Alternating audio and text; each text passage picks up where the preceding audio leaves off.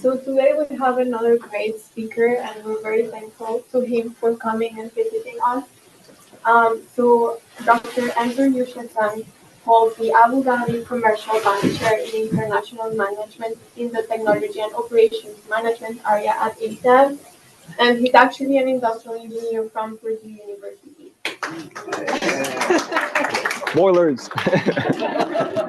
I had the pleasure to have breakfast with him this morning, and he told me very nice stories about Purdue. He also holds a PhD in operations research from Cornell University. And his research is at the interface of simulation, optimization, and statistics. More specifically, he focuses on complementing the modeling power of computer simulation with efficient analysis methodologies to study the dynamic behavior of complex systems such as supply chains and social networks, which in turn enable robust design and effective management of these ecosystems. More recently, he has been focusing on agricultural supply chains to address key challenges such as identification of robust parent seeds, farmer contracting, smallholder management, and production and inventory planning under increasing volatility driven by population dynamics and climate change. And over the past 3 decades, he has also been actively serving the simulation community at large in various editorial and administrative positions. And so, in recognition for his contributions, the Informed Simulation Society recently presented him with Distinguished Service Award. And he is currently serving as one of the department's editors in the supply chain and logistics focused issue of IISC Transactions. And he has also recently been elected as a fellow for Info. Okay, so let's welcome our speaker. Thank you very much for the nice introduction. It's great to be here. I'm really nervous, but I'm really happy. I graduated back in '85, so it's been almost 40 years. And let me admit this, yesterday I arrived at 2 o'clock and my first meeting was at 6, so I said I'm gonna walk around the campus, and I had a hard time finding Grissom Hall. It has changed that much, but it's really wonderful. And please don't wait for 40 years to come back after graduation. It's a great place. Do come back as frequently as, don't do what I've been doing. So it's really a wonderful feeling to be here. Thank you so much for giving me the opportunity to present at the seminar series. So what I'm going to do is I'm going to actually share part of the research agenda that I had started a couple of years ago, 5 or 6 years ago. And I'll be very honest also, now this is actually a very fast growing area, agricultural supply chains, agricultural economics, etc. And at least within the OR and OM community, a lot of the work is with respect to developing economies, smallholder farming, etc. This afternoon, you will hear a totally capitalistic talk. It's going to be about some of these big multinational agribusiness companies and how they're actually doing their production planning and distribution types of activities. And I will motivate my focus as well in terms of what I'm trying to achieve here. This is joint work. Utku was a PhD student of ours. He graduated 2 years ago. Now he's working in Lisbon. And Andre Calmon is used to be a colleague in my department, but he joined the business school at Georgia Tech. So this is the joint work. And again, with all this excitement, I forgot my clicker, so I'm going to go back and forth in terms of advancing the slides. So here's the agricultural supply chain. People talk about to farm to fork kind of a thing. It also has, of course, fishing. It also has ranching, but I'm not going to talk about those today. I'm talking about field crops. I'm going to talk about agriculture. So how do we go about feeding ourselves? And as you can see, there are lots of layers here. There are lots of players in these agricultural supply chains from the farm to your table. But what I'm going to do is, as I said, my focus really is going to be on these input providers. These are the companies, these are the multinationals that produce what they call crop protection products, chemicals, and what they also produce, seeds. So that's basically the input providers food that's on our table. Let me also say one more thing. Please, if I'm not making any sense, if you have a question in the back of your minds, don't wait till the end. Please stop me. Let's clarify the point, and now let's go on further. So please do stop me if you have any questions. So we're going to be looking at these input providers, and here, the honest truth is the following. About a handful of global companies are actually controlling the food on your table. That's the honest to God truth. So why is this the case? Well, first, let me tell you about the industry first. One pillar of it, as I said, is the chemical side of the business. And we're talking about here about 44 billion or so in terms of the annual sales, projected to grow to about 67 billion by the end of the decade on the chemical side. And on the seeds side, it's actually the same story and even more impressive. We're looking at 67 billion on an annual sales, and we're looking at going up to about 92 billion by the end of the decade. So it's a huge, huge industry in terms of putting food on our tables. Now, as I said, about a handful of the companies are actually controlling everything. This is 2017 numbers. By then, you know that there has been a lot of consolidation in this industry. Bayer actually bought Monsanto. So basically, in terms of the seed sales, we're talking about 12 billion. The next one is another merger between Dow DuPont and Pioneer that became Corteva. We're talking about $8 billion worth of sales. And then you can see how it dwarfs everyone else. We have Syngenta here that was bought out by ChemChina, coming in at about 3 billion. And then you see these people, but when you add up these numbers, what you notice is that this, 10, 12 organizations pretty much control 70 to 80% of the marketplace. Now, what does this mean? What this means is that if you have your favorite local variety of a specific type of a product, forget about those things. Those days are gone. These companies are selling the exact same seeds in 4 corners of the world. So if you have your favorite version of your strawberries or tomatoes or what have you, those days are gone. You're going to get the exact same tomato from Bayer, from Corteva, from others, wherever you are. It's almost like a Big Mac. Now, why is this? Why is it that over the past few years, we have had such a huge drive to consolidate? This is the Syngenta story. This is the Corteva story. Now, there is a reason for this, because to be able to feed 9 billion people by 2050 with diminishing resources, you actually need a lot of R&D, and you actually need a lot of technology. And that's the key reason why you have to have that financial muscle to be able to have that R&D process going. In fact, this industry is very similar to the pharmaceutical industry, which means that they invest anywhere from 12 to 15% of their revenues in terms of product development, in terms of seeds, in terms of chemicals, in terms of fertilizers, etc. It's an extremely, extremely R&D intensive type of an industry. And as a result, as you can see, in terms of the input providers here, there is actually a lot of consolidation. But then in between, the supply chain is extremely fragmented. This is a US number. There are over 2 million farmers in the United States. They don't directly buy from these big organizations. There are actually local distributor networks. And then ultimately, and the funny thing is that at the other end, there is again a huge level of consolidation in terms of the stuff that these companies are buying. And then they sell this to food processors like Kellogg or Nestle and others. And ultimately, that food arrives at our table. So that's basically the landscape, if you wish, of the agricultural supply chain in the United States. I do have a question. So Please. on the pharmaceutical side, it makes a lot of sense that you see the consolidation because of the huge amount of failures they see, right? They basically have to play a numbers game. Absolutely. Is that the same for the input here? Same type of thing here, especially on the seed side. For example, and again, I'm not even going to go into genetically modified stuff. That's quite controversial, but what happens in this case is that pretty much 99% of the seeds that farmers buy to plant their fields today are the so-called hybrid seeds. And it's a combinatorial challenge. So the idea is that, again, given that we're in Indiana, we're going to talk about corn.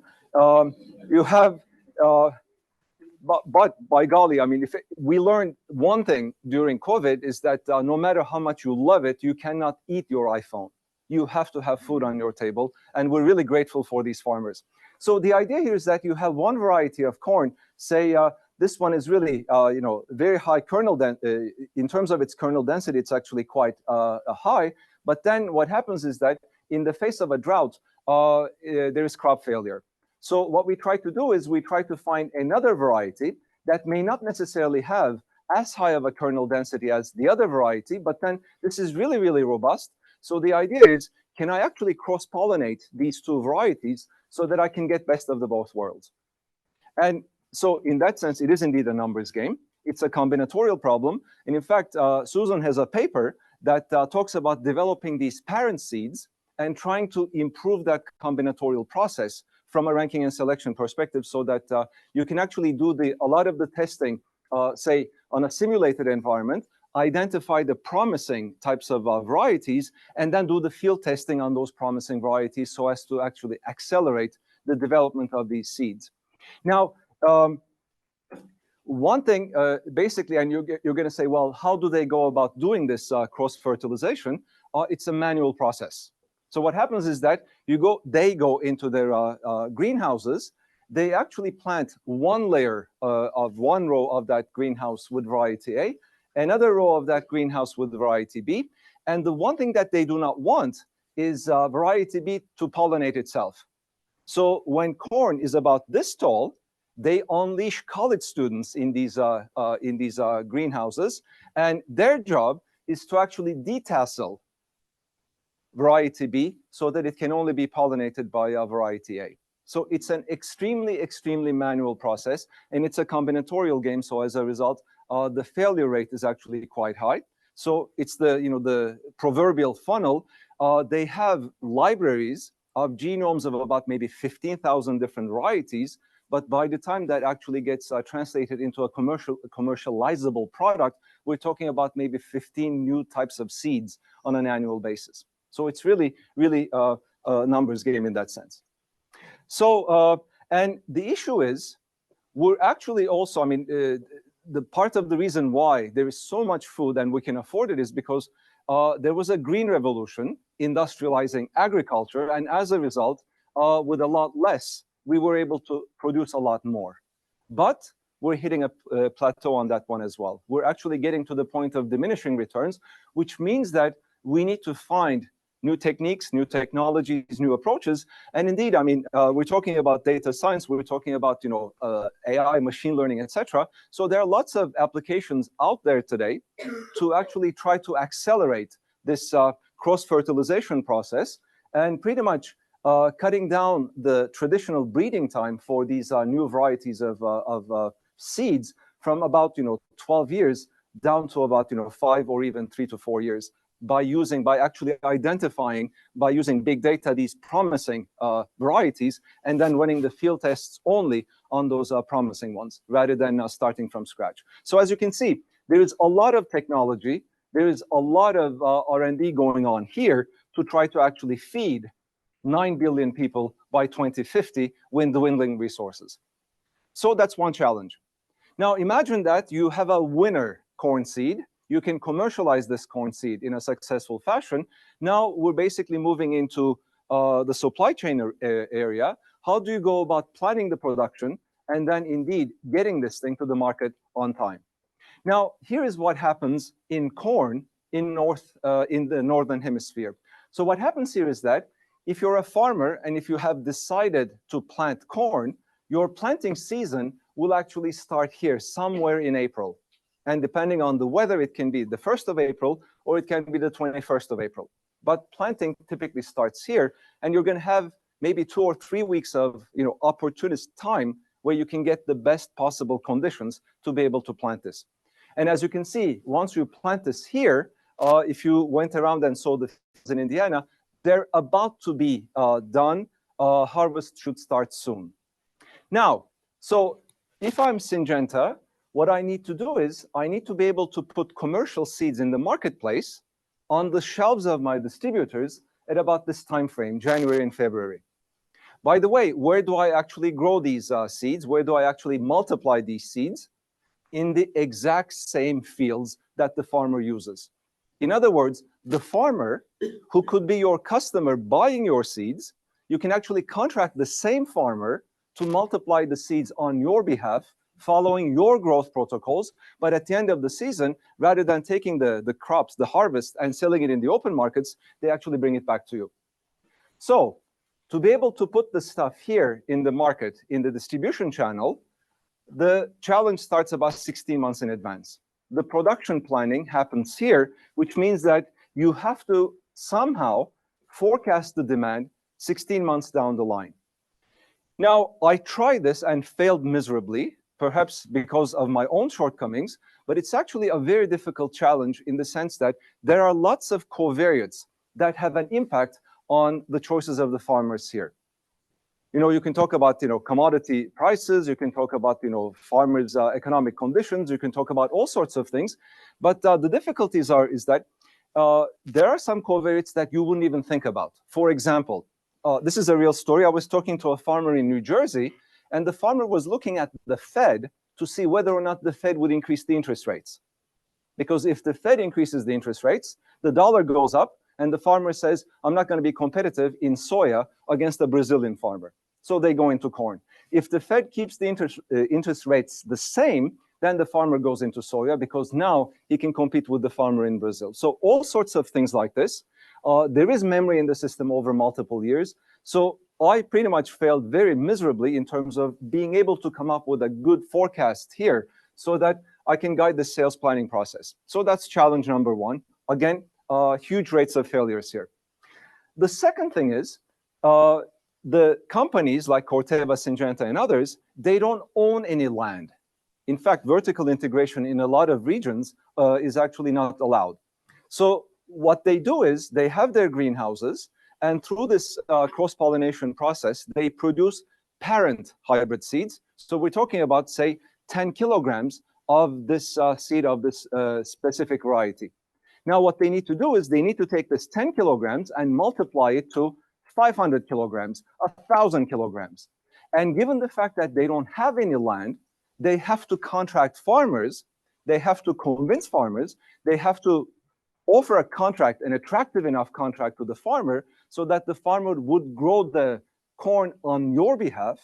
And rather than selling the crop in the open market, they would actually bring it back to you because it's the company's intellectual property. So that's another challenging game. And in a lot of the supply chain types of practices, we always talk about longer term contracts, open contracts, trust-based relationships, etc. It doesn't exist in this industry. The farmers, especially the good ones, are like franchise players. They know that they're good, which means that they can play on any team. So if this year Corteva gives them the best contract, they go with Corteva. If the following year it's Syngenta's turn, they immediately turn to Syngenta. So really, it's difficult to establish longer-term relationships with these farmers so that they can actually contract these seeds on your behalf. So imagine that you found those farmers. You were able to indeed convince a sufficient number of them to plant those parent seeds for multiplication purposes. And guess what? They do the exact same thing. They plant in April, they grow stuff for you, and then in about August, September time, they start harvesting, so they observe the yield at that point, and rather than taking the corn to the open market, they actually bring it back to the company, and then the company now has about a couple of months here until the, I guess you have to ship the commercial seeds to the market. You have to basically treat those, what they call the yellow corn. Now, what is the treatment? Depending on where you sell those seeds, depending on the soil chemistry in those locations, you have to treat the seeds with different types of chemicals. And then some farmers are big, some farmers are not that big. So you have to end up, packaging them in, 20 kilo packages, 50 kilo packages, big barrels, etc. What that means is that a single variety of corn, a single variety of yellow corn ends up creating about 35 different end items or stock keeping units in terms of this packaging and treatment combinations. So now the whole idea, of course, is that you have to decide on all of this here before the season. And when the season is about to be launched, you have to be ready. And of course, given the fact that there is so much room for error, A, you typically have the wrong quantity, and B, you typically have the wrong allocation as well. So you get hit twice. And to add insult to injury, of course, is that at the end of the planting season, any seed that the distributor has not been able to sell, they return it back to the manufacturer. In fact, in this industry, this is not even negotiated. If you do not take back your unsold products, they don't do business with you. So as you can see, it's an extremely challenging supply chain, starting with the development of brand new products, because it's a combinatorial process, to really supply chain planning and managing the supply chain. It's a nightmare. And as a result, you do need the financial muscle. You do need the healthy working capital to be able to manage an industry like this. Now, as if the problem wasn't difficult enough, now we have to deal with climate change. Now, one of the, I guess, most visible indicators of climate change, of course, is the increase in surface temperatures in planet Earth. We're talking about 2 degrees, we're talking about 4 degrees. Now you're going to say, hold on. Well, this is going to happen maybe over the next 30 years. This is going to happen maybe over the next 50 years. So it's not immediate. And there are some simulation models that try to assess the impact of climate change, especially through this temperature increases around the world. Basically, we see 2 things. We expect 2 things to happen. One is we expect the average yields to come down. So for example, here, if you look at France here for corn, the curve in black here is giving us the distribution, the current yields, which is about 8.7 tons per hectare in terms of corn yields. Well, a 2-degree increase in global temperatures actually is giving us this blue curve here. And you notice 2 things. One is the expected yield is actually going down, but more importantly, the variability of the yield is actually going up. And if you talk about the 4-degree increase in global temperatures, well, guess what? Not only you lose a bit more in terms of the expected yields, but the real killer here is that the volatility of the yields are actually going to become bigger. So that's basically what we're dealing with. But then you can say, look, this is only going to happen in 30 years, in 50 years. We can find some sort of a solution for these types of ideas. We can come up with more robust seeds or better technologies, etc. But the issue is, even though global warming may take time to really get felt by us, there are some immediate effects. Extreme weather events. Stuff that is supposed to happen every 10 years, every 20 years, every 50 years, is now happening every year. You look at California, there are forest fires every summer. You look at Australia, there are floods every winter. There are fires every summer. You look at India, you look at Pakistan, the floods come in and then pretty much destroy the entire crop level for those countries. And again, when you look at historical data, these types of really catastrophic events happen maybe every 20 years, every 25 years. Now it's happening all over the place. It's happening all the time, and it's becoming the new normal. And as a result, you basically observe stuff like this. Extreme drought, total crop failure. Huge rains, tornadoes, heavy winds, etc. And then what happens, of course, is that season, you can't even plant anything new, and then that whole season is lost.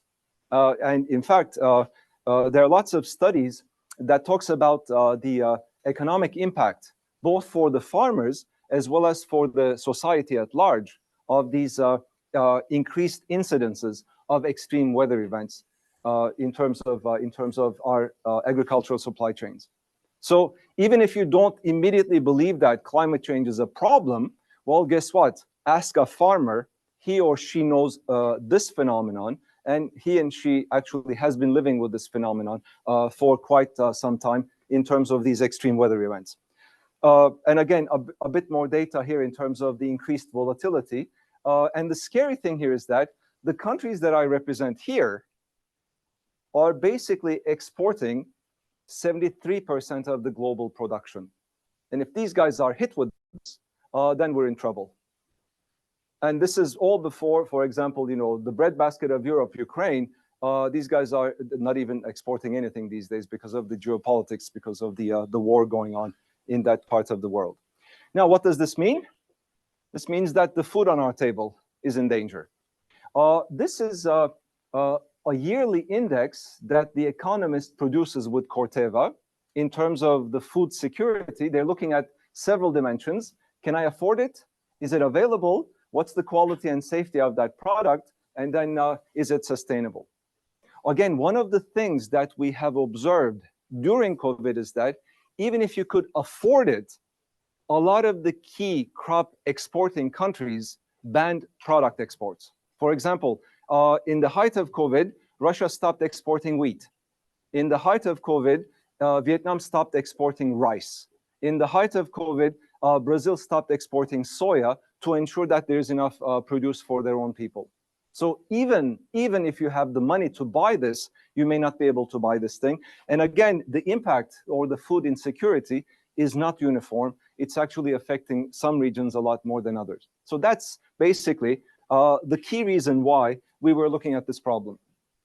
So the two questions that I have on the table is the following. One is, well, if I'm an organization like Corteva, Syngenta, or others, and I have to plan for producing enough seeds to feed 9 billion people, how do I go about doing this, taking into account the impact of these extreme weather events triggered by climate change? So that's question number one. And question number two is, well, before we actually go back and crank out the R&D machine and say, we have to develop better seeds, we have to come up with, better genetics, we have to do, I don't know, get into a vertical farming type of a technology. Well, from an operational perspective, can we actually do something differently, like postponement, like delayed customization that we all, learned and loved about regular manufacturing, and see whether or not that would alleviate part of the problem. Now, my answers are actually quite negative. So for the first case, the impact of climate change for these companies are actually quite taxing in the sense that they have to invest more, they have to plant more, but they will definitely get less. Now, from an organization's perspective, what that means is that you better have higher levels of working capital to be able to actually afford this. And then these are all for-profit organizations. They're not there, for the good of humanity, which means that they also will sell their products in markets that have the highest margins, which means that if you are a developing market, whereby these guys are selling their products at a lower margin, you may not actually have enough products for your market if there's a shortfall situation. So the situation actually appears to be dire. And then here's the other depressing story. Some of the good stuff that we have developed within the context of manufacturing in OR, in OM, actually does not work in this environment, because things like postponement works really well when you have demand uncertainty.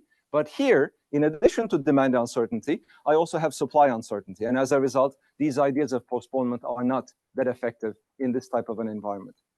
Now, this is really depressing, so I don't want to depress you right after lunch. So at the end, I'm going to have one slide that says, here are some of the potential solutions. And those potential solutions are actually good news for us academics as well, because those areas are areas for further research. So that's where I'm heading here. Enver, Please. one more question. It seems like not only does it apply to the crop, it also applies to the seeds. So you actually have a two-stage problem. It is. One of those events not only affects the crop, but also the seed that you Absolutely. before, right? And I will indeed focus on the upstream part as Syngenta. How do I actually manage the multiplication process? Yeah. Absolutely. Absolutely. That's indeed. Other questions? Thank you for that. Please. Is there any particular approach to, like, there are so many things that we have, so many natural causes, things that we can't account for. So do organizations take an action like, okay, everything seems fine now, so why don't we overproduce and stock it? Is that a procedure that is followed, or is that even possible? So there are several ways of doing this. For example, we have Northern Hemisphere, Southern Hemisphere, so you can actually use the counter seasonality to actually produce, and then if there's a shortfall in the other geography, you can ship things. They typically do not do that unless there's a severe shortage, because transportation of these commodities is actually quite expensive. Storage is a solution. It is being done, but what happens is that, especially in difficult climates, I guess around the equator and stuff, you really have to have climate-controlled, air-conditioned types of warehouses, because in those humid environments, you leave a bag of seeds in your warehouse, and they start germinating right there and there. And here's the last kicker: as the seeds, as well as chemicals, as they get older, their efficacy is also going down. And from a company perspective, this is a huge challenge because they go to the farmer and they actually give them a certain, what do you call it, germination guarantee per hectare, which means that if the performance of the seed goes down, then it's going to take a hit on their corporate image. So they do not keep these things for more than 2 or 3 years at a time. And because of the rate of innovation also, the portfolio gets renewed fairly quickly. So if push comes to shove, indeed, we have to do those things. Now, one of the things that is being done, of course, is that to ensure the survival of plant diversity, for example, Finland has a vault whereby they're collecting seeds from 4 corners of the world, and pretty much if you want a specific type of a seed, ultimately that's going to be the library to go to. But that is indeed a problem that we have to deal with. Thank you. Other questions? Please. What is the approach to increase the planting quantity? I mean, the land is almost fixed. So you contract more farmers. That's the key thing. Because they don't have any land. They only have the greenhouses for the parent seeds. So what they do now is that they have to go out and offer better contracts to the farmers, so the farmers would multiply seeds for the company rather than growing it on their own account and sell it in the open market. So a larger number of subcontractors, so to speak, in that case. You have to manage a bigger supply chain. There was another question. Yes, please. So as of now, for solving this problem, more or less, companies are relying on either genetics or approaching farmers.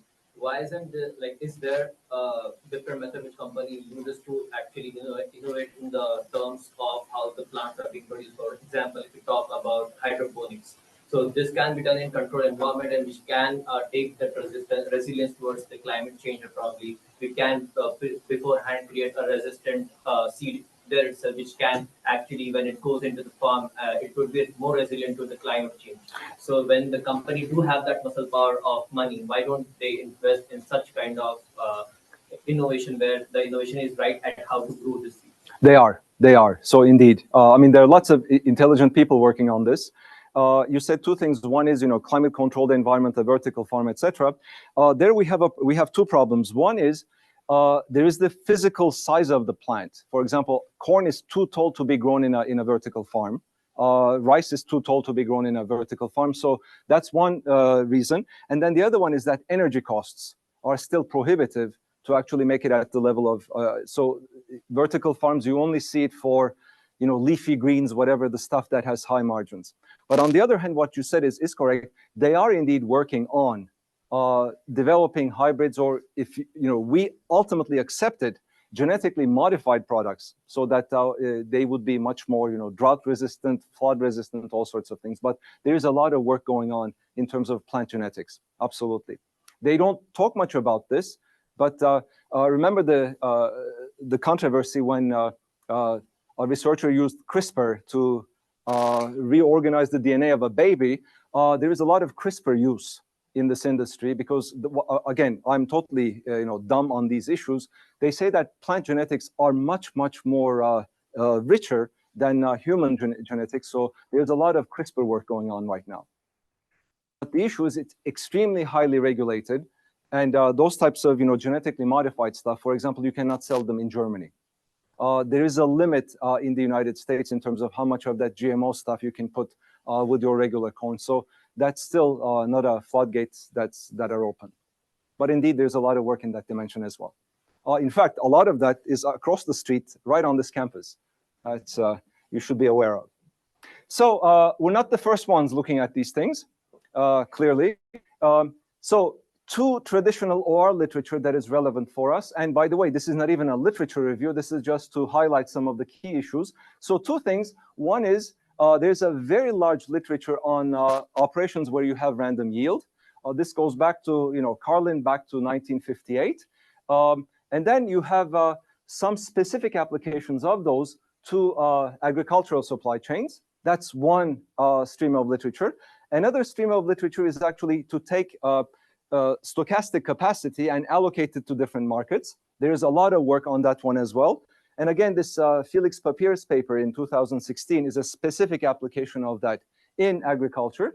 And then in terms of the agricultural operations, the past 10 years has seen a huge, huge growth, because before that, maybe 20 years ago, University of Iowa was the only place where they were publishing OR papers based in agriculture. But now there are lots of papers looking at, indeed, production and distribution. As I said, Susan has a beautiful paper on trying to accelerate this cross-fertilization process, and lots of work here. Some of them is with respect to providing the farmers the right types of contracts, and a lot of the work actually is also on addressing smallholder farmers and to try to ensure that their livelihood is preserved, because we need their products. So really, we're dipping into all these three pillars in terms of the development that I have. So, as I said, this is what the Syngentas and Cortevas of this world is doing in terms of developing parent seeds. Then they're contracting the farmers to actually multiply those seeds in the usual way that you would actually grow any seed. And then they bring back the seeds, they do the differentiation through chemical treatment and packaging, and then they allocate those to different markets. So that's the challenge. And as I said, in addition to the demand uncertainty here in terms of these different markets, I also have supply uncertainty, which is actually kind of increased by the impact of weather change, climate change. So how do I model this? So if you're looking for, really, kind of a high-level mathematics, etc. No, this is basic OR, stochastic optimization, two-stage type of a process here. So what I do here is the following. This is my decision variable. What I need to do is I need to decide on the planting quantity for the hybrid seeds. And I do this before I observe anything, before I observe the yield, before I observe the actual final demand in the final marketplace. So I have to do this. And then once the season is finished, I observe the yield. And again, the multiplier here is a random variable. I can have a bumper crop here, or I can have an extremely low-performing season. In fact, I can have zero yield that year because of crop failure or because of some sort of a catastrophic weather event. And once I have my yield, my crop for that year, then the next issue is that I have to actually decide on how to allocate that observed yield to these different marketplaces. And by the way, in the formulation and in some of the structural results that I will show you later on, I'm going to make one assumption that will not lose any generality for us. I'm going to assume that in terms of the margin, I'm able to rank the market so that market 1 has the highest margin and market N has the lowest margin in terms of my revenues that I can generate from those different markets. And then, as I said, at the end of the year, anything that was unsold gets returned. Or I can also choose to actually keep part of this as yellow corn with no treatment in a climate-controlled environment, and I can actually move that product for next year, for the subsequent year, and then the game is again the same. I will add that to my new crop, and then I'll try to allocate that to those markets. So I'm going to call this initial stage my planting stage, where my X, this decision variable, will take place, and the Q's are going to be here. That's going to be my allocation stage. So two-stage stochastic dynamic optimization problem, the standard OR tools. I just put this to summarize my notation here. These are my decision variables, production quantity and allocation quantities. I'm going to be looking at the impact of the likelihood, increased likelihood of extreme weather events. And then, let's see, the biggest cost of production for seeds is field multiplication. What happens in the field typically makes up about 75 to 80% of the cost. And then you have chemical treatment, you have packaging, and you have transportation. That's the rest of the cost. And then this is going to be some sort of a news vendor framework. So I will have the underage cost as the margin that I'm losing, and the overage cost. I have incurred all of these expenses, but I won't be able to sell the product. So that's basically the standard formulation for these products. Again, as I said, there isn't any, I guess, rocket science here. What I want to do is in the planting stage, I want to maximize my expected revenue. So this is going to be the revenue that I generate by satisfying the demand. from this, I'm going to take the production costs, and from this, I'm going to take into account the mismatch costs that I will incur during the allocation stage. And here, I typically get hit twice in the sense that I can actually, if my data is not robust, I can actually waste the capacity, the available crop, by allocating it to the wrong market, where all the unsold stuff will be returned back to me. But then at the same time, I'm going to actually fail to fulfill the demand at a much more, at a market where the demand is higher. So I actually pay a dual price for that mismatch. And that's pretty much what I try to minimize here. This is just the balance of flow in terms of the what's available for that year. It has to be as much as I was able to grow, and what I keep from last year in an untreated type of a fashion is going to be my starting inventory for the next year. So as you can see, there isn't anything sophisticated here. Now, in the paper that I have shared, we have some structural results for the general formulation. T time periods as a planning horizon, and N different markets. Now, but then the problem gets a bit complicated. So there, we can prove things like, convexity, other types of properties. But to be able to say something, I guess, concrete, then what we did was we actually reduced the size of the problem. We said, let's look at a 2-year horizon rather than trying to solve the general problem. Now, there are 2 reasons for this. The first one, of course, is purely academic. I can solve a 2-period problem. But then the other issue is that in reality, as I said, there is a very high rate of product innovation in this industry, which means that their product portfolios experience some 15 to 20 new hybrid seeds every year, which means that your typical hybrid seed is not sold for more than 2 or 3 years maximum. So there is also some practical justification for our reduction of the horizon for this problem. So then what I look at here is that I'm going to be looking at 2-period problem. I decide on the planting quantity, I observe the yield, I do the allocation, and then I observe the demand. And then I decide on what to carry over, and I play the same game over and over again. And since this is a dynamic programming formulation, I'm going to solve it backwards. So the standard stuff. Okay, so now, I'm not going to belabor this point because I think I've said enough.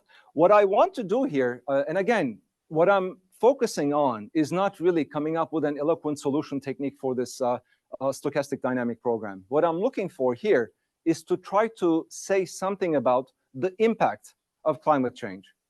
And I'm going to model that through the increased incidences of extreme weather events that have the dual effect, reducing the expected yields and increasing the volatility of the yields. So for this, what we did was we actually took a 2-point distribution. By the way, we've done this by using several different formats. We said, for instance, let's say a normal distribution where the mean is the expected yield, so that I can have a bumper crop 1 year and I can have catastrophe another year. Whatever I'm going to say over the next 10 minutes goes through with no modification whatsoever. But then when we looked at the literature with uncertain supply, a lot of the papers were actually using these 2-point distributions for the yield. So basically what this is that this is the probability of an extreme weather event. And if this happens, then I'm going to have a low level of yield. And this is basically a normal yield where I will be able to get the high yield for this.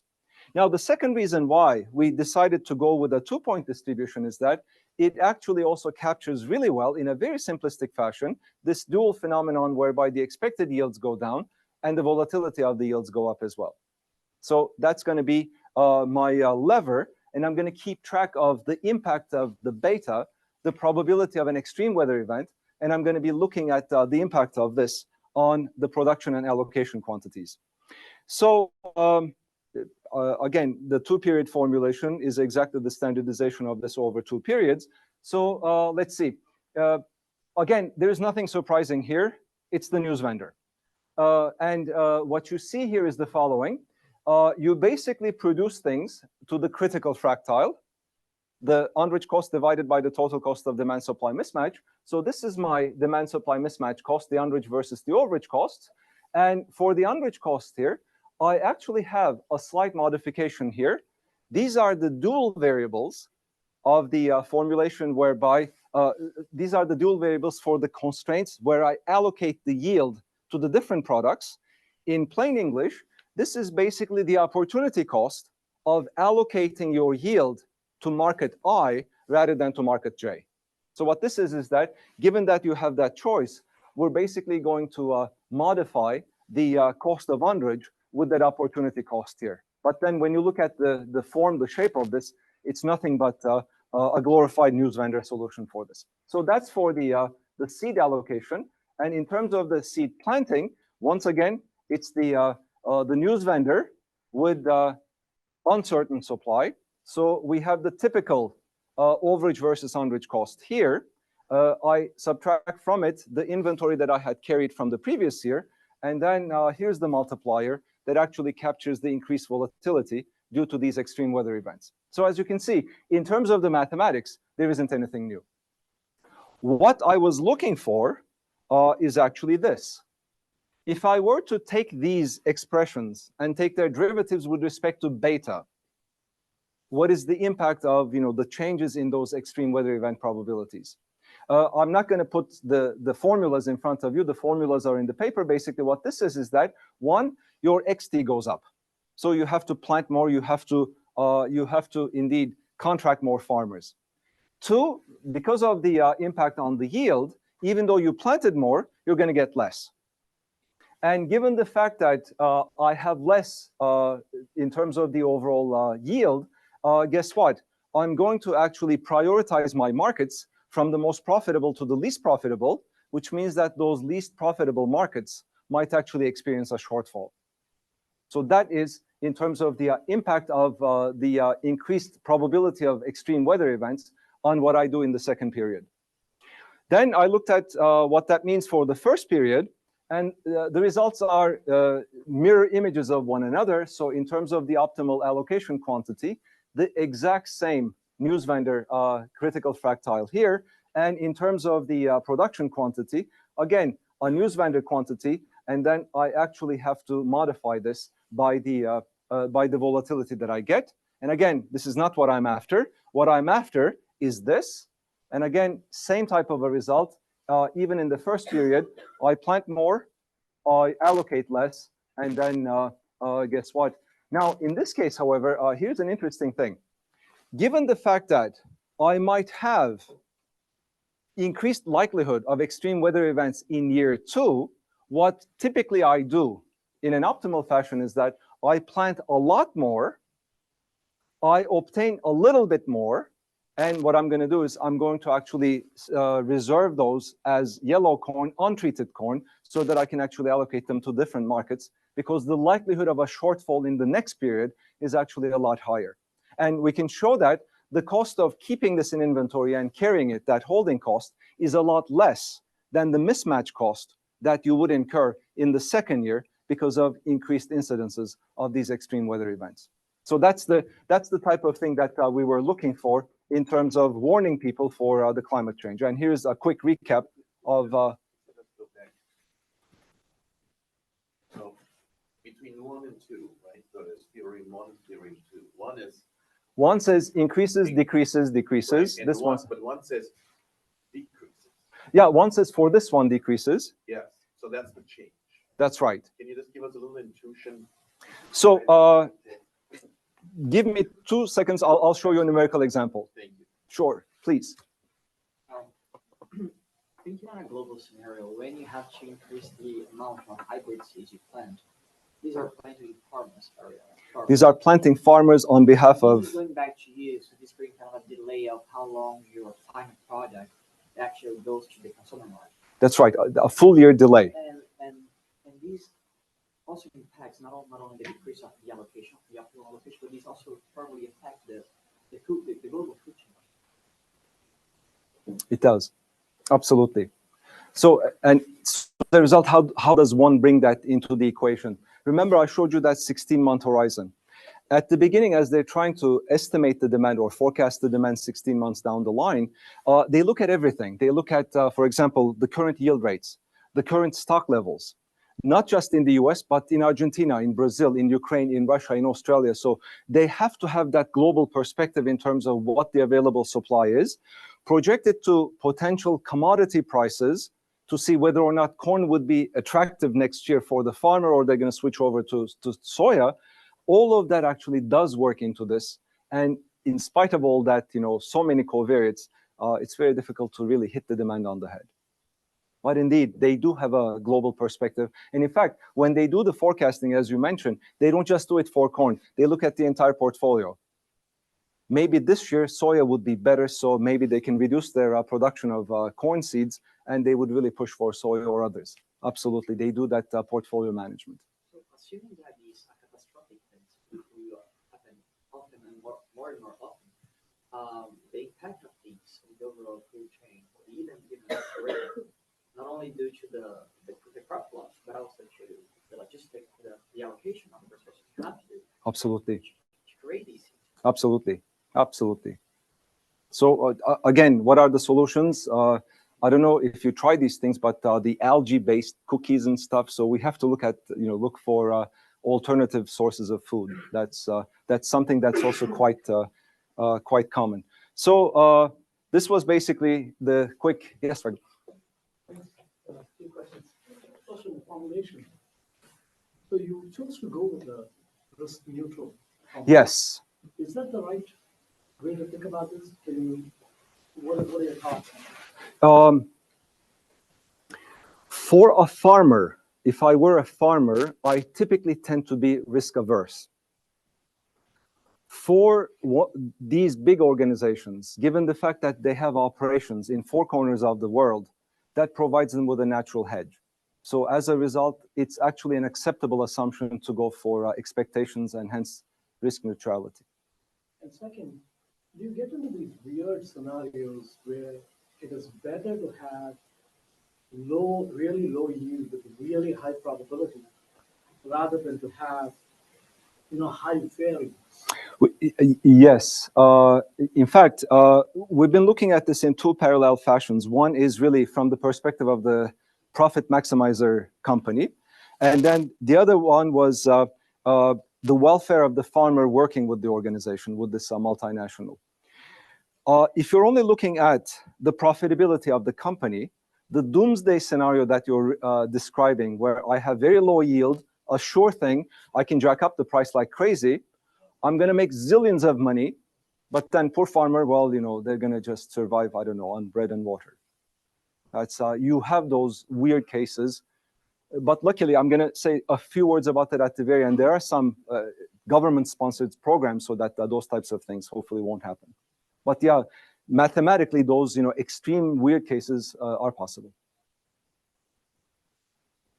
No, thank you for that. That's great. So, and the second question that I wanted to highlight is, well, does flexibility, the good stuff that we learn in OR, in OM, in postponement, those types of things actually help in this type of a situation. Now, before I get into that, let me emphasize one more thing. This is the selling season. I started my planning process here. The harvest comes here, and I have about a 4 to 5 month window here before I decide on the allocation of these seeds to the different markets. Now, what happens in this industry is the following. The actual selling season here from the distributor to the farmer is only a matter of weeks, 2 or 3 weeks max, because this is the optimal window of planting for the farmer. The farmer comes in, buys whatever they need, and then they go home. Whereas it took us 16 months to actually plan for this.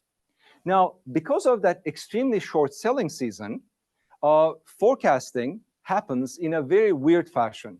Forecasting happens, sales forecasting, before the season starts. So what happens in this case is that Corteva's Bayers of this world send their representatives to the fields speaking to the farmers, which means that they start speaking to the farmers to try to see whether or not they're going to go for corn or something else.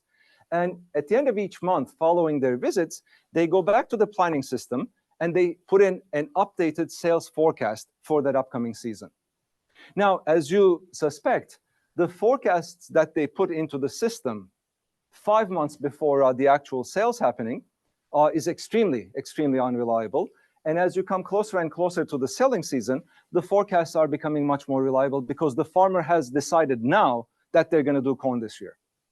The problem with that is that if you end up waiting up until, say, January, until you have good information, reliable information, guess what? You don't have any more processing capacity. You're not going to be able to actually process the yellow corn and put it in the market. You're going to miss the season. So what you have to do is you have to start processing the yellow corn here, even in the absence of reliable information. By the way, how do I know this? I have data. This is data that I got from Syngenta. So what happens here in this case is that on the x-axis, it's the actual demand for a specific variety of corn. And in the y-axis, I have the forecasts that the salespeople have entered in that month. So if the forecast is reliable, what you expect to see in this type of a picture is that those dots have to coalesce around this 45-degree line. But as you can see here, when they entered that forecast in September, the dots are all over the place. And as you get closer and closer to the selling season, indeed, they do get coalescing around that 45-degree line. But the problem is I cannot wait until this point because then I'll lose capacity. So then the issue is pretty easy fix for that, right? I do contracts with the farmers. I give them a discount if you lock in September. indeed. So Right. there are doing that up to some degree. Yes, yeah. I'm not going to talk about this thing now, but yeah, there are some. In fact, we have built some heuristics for them, so that actually for the farmer, given the fact that the yield for the farmer is controlled by Mother Nature, so the farmer has it in September. The idea was, can we actually identify the more reliable markets and start processing them now? Do lot splitting and then wait for those unreliable ones until the last minute. So indeed, that's. But the issue is, it's so funny. When these operations, are there any accountants here? Good. When these operations are run by accountants, it basically doesn't make any sense. For the following reason: when we proposed this postponement idea to the company, they said, oh, but I have the facility here, I have the workers here, I cannot keep them idle because there is that fixed cost of this place. I said, look, yes, there is that fixed cost, but let's compare that with the cost of mismatch. You're producing the wrong stuff, so not only you have the wrong stuff in inventory, but you have lost sales on stuff that you could have produced and make a killing. Let's compare these two numbers. And then I can guarantee you that opportunity cost is a lot higher than the wages that you pay for these people or the idleness of this equipment. The problem is, for operational decision making, opportunity cost is everything. For accounting systems, they cannot capture opportunity costs. The wage rates, the depreciation of the facility is real for them. It's on their books. But the opportunity cost that we're trying to eliminate by producing the right stuff at the right time, they cannot capture it, hence they cannot show it to their management. And as a result, this was an uphill battle saying that let's do something intelligent from the operational perspective. But the ideas are there. I mean, we've been doing this forever. So here's the case. Can I actually go for the postponement? So here the idea is that what I'm going to do is I'm going to get the crop, I'm going to observe the demand, and once I observe the demand, I'm going to do the allocation based on this, so that I eliminate one source of uncertainty here by postponing that decision. So the only thing that you see that has changed in this formulation is that now that I have observed the demand, I actually include that as one of the constraints in my formulation. So again, same type of thing, two-stage stochastic optimization problem, etc. But what I was looking for is this. Now, one, if you're going to do postponement, in other words, if you observe the actual demand and then do the allocation, guess what? You're a profit maximizing organization. So what you do is you don't have to do any optimization. You apply a greedy algorithm and you say, market A, my highest margin market, I'm going to satisfy the demand of that market. Whatever is remaining, I'll go to market B, I'll go to market C, and so on and so forth. So there, you don't have to solve any problem. In fact, this actually happened. This happened last year, not in agriculture. This happened with the shortage of microprocessors. if you look at the annual report of the Volkswagen Group, Volkswagen was also suffering from the shortage of chips. So if you look at their production numbers, Audi production was maintained, Volkswagen production was maintained, Skoda and Seat production was actually reduced by 50%. They do the exact same thing. The allocation goes for the higher margins. But here's the disturbing part. If in the second year, the likelihood of extreme weather events, the probability of extreme weather events goes up, the payoff that I get with respect to the postponement scenario versus the base case or no postponement scenario, as you can see, the impact of it is negative. So postponement actually is not helping me. Postponement from a revenue perspective is actually hurting me. And if I do the greedy allocation like this under these conditions, guess what? There will be shortage for markets with lower margins. So that was the depressing case for us coming from an operational perspective. And as a result, the operational flexibility did not work out. Now, let me answer the Dr. Biller's question here in terms of why I would have an increase in planting in the second season with a decreased yield, but in the first year, both of them are going up. So here's my numerical illustration. What we did here, we actually did not pull these numbers out of thin air. We got these numbers from USDA here. We double-checked the numbers in the European Agricultural Association.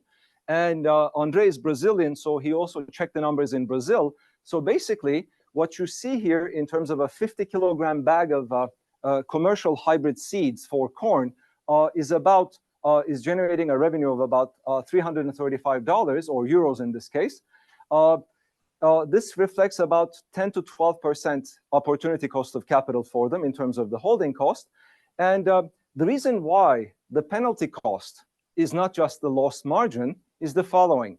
If the farmer comes into the distributor with the idea of buying Syngenta corn seeds and the corn seeds are not there, the farmer not only does not buy Syngenta corn seeds, but the farmer doesn't buy anything from Syngenta. The farmer goes and buys everything from, say, Bayer. And you don't know when the farmer is going to come back to start buying from Syngenta again. So that's the reason why this number is actually quite high. So here are some of the results. So here, if you are Syngenta and you choose to ignore the impact of these increased incidences of extreme weather events, what's the ramification of this? So as the beta increases, what this basically says is that your percentage, the decrease in percentage profits is actually going up. Now, this is an industry where margins are actually not that attractive. For field crops, it's actually quite tight. For fruits and vegetables, they're huge. But for field crops, a loss of about 14% would be quite detrimental for these people. So you have to take this into account. Now, here's my answer. So I have two curves here. One is the base case with no postponement, and then the other one is the postponement case, which means that, as you can see, in terms of the system behavior, there is no difference.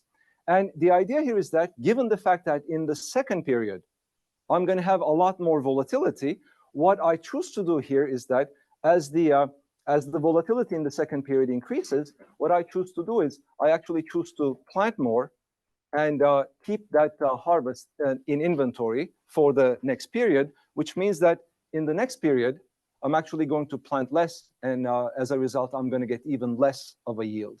So that's basically the dynamic between these 2 years. If I look forward and say, well, guess what? These extreme weather events are going to become increasingly more likely over the years. So that's basically, I guess, the numerical support for this. Let me quickly show you a few more things. So this is pretty much the two things that I was showing you together. And here's the reason why I wanted to put these two things together. This is a very nice paper by a group of people at Stanford, Ali Zamir, Iravani, and Mamani.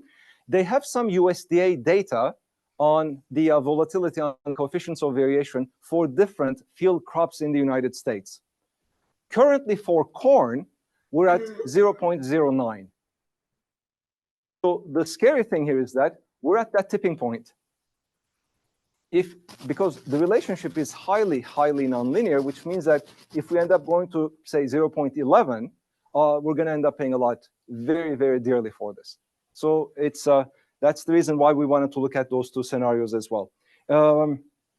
Again, what I can show you here is that in terms of the value of postponement, this is basically the decrease in profitability under, in this case, the base case versus the postponement.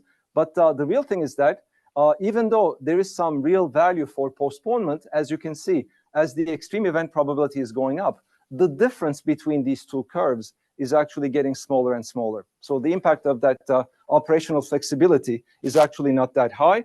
And rather than showing the numbers, let me show you the graph here. This is the allocation to different markets.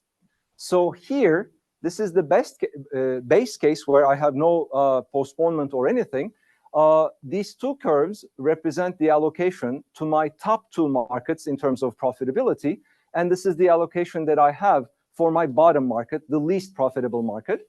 And as you can see, when I do postponement and go for that greedy algorithm, the shortage for the lower margin markets are actually becoming a lot worse. So here's the depressing set of conclusions. But as I said, I'm not going to leave you depressed.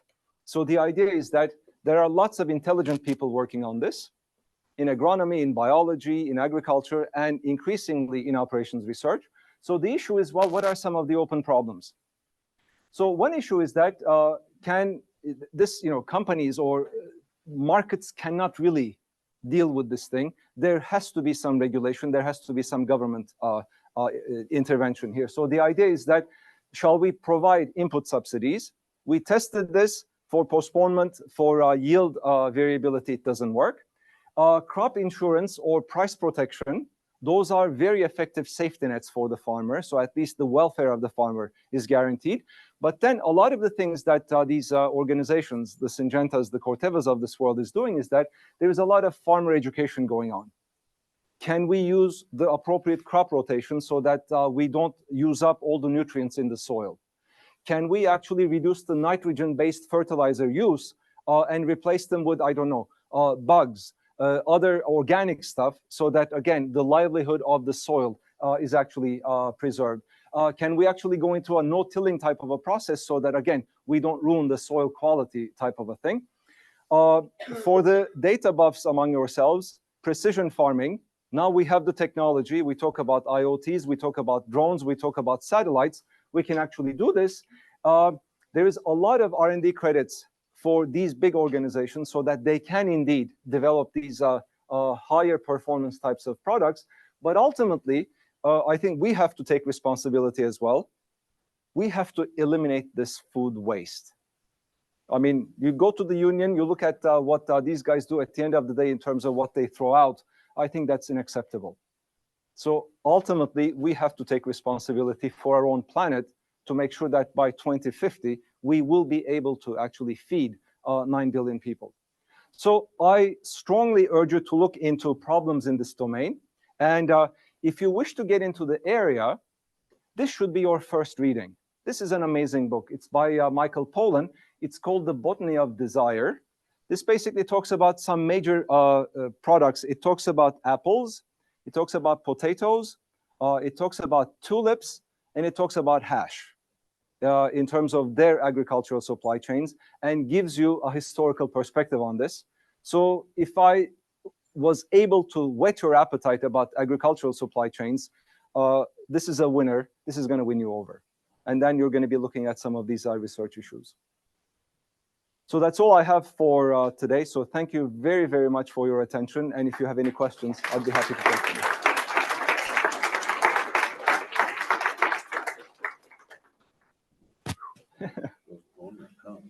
Any questions? I have a question. Please. There are only a few big companies that control this market. So, I mean, in case of the climate change, both of them maybe, all of them maybe they, like they do it in the same manner. So, how will that distance of other companies affect this? If I can have one more minute, guys. So the idea is that, the idea was that since climate change will affect everyone in the same fashion, why don't these companies actually collaborate in some of these initiatives?